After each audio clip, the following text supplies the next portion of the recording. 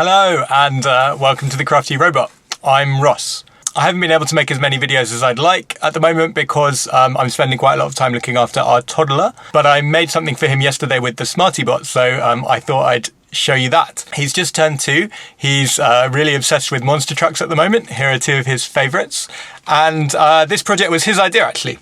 He said we should make a flying monster truck, and Rory is our pug. So I made a Rory monster truck.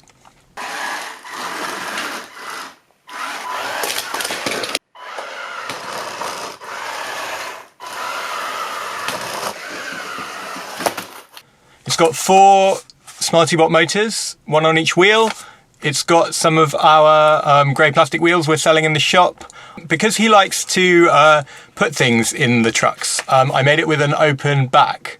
That he could put things in, which meant I had to put the battery box here in the front. So when it turns, because most of the weight is up here above the front wheels, but it's 4-wheel drive, it has a really nice drifting effect, which I'm really pleased with.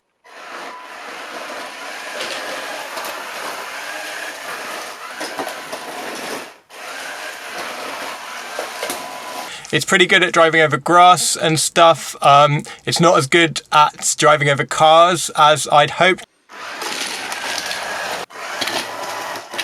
I think that's because the tyres aren't very wide. So I think maybe if we want to drive over cars, maybe it would be good to move the motors closer together in the middle and have fatter wheels, which I might try on the next version.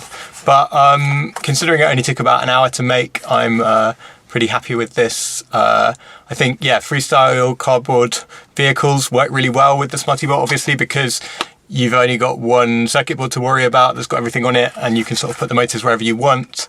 I recommend doing this. Have fun.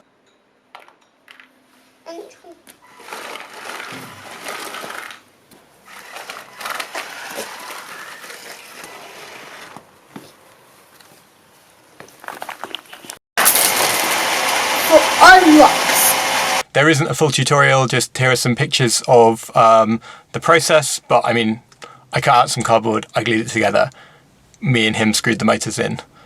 That's about it really. I hope you've enjoyed this. Please like and subscribe.